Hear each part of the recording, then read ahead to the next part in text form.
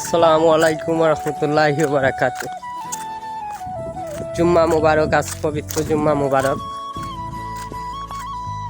হেঁটে হেঁটে চলে যাচ্ছি ব্রুনাই দেশের বিখ্যাত মসজিদে জুম্মা পড়তে, যেখানে সুলতান চলে আসে, ব্রুনাই দেশের রাজা চলে আসে।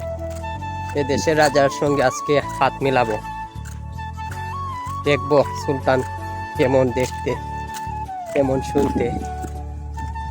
আজকে যাব ইনশাল্লাহ, দোয়া করবেন সবাইকে আমার পক্ষ থেকে জুম্মা মুবারক। এসে পড়েছি মসজিদে।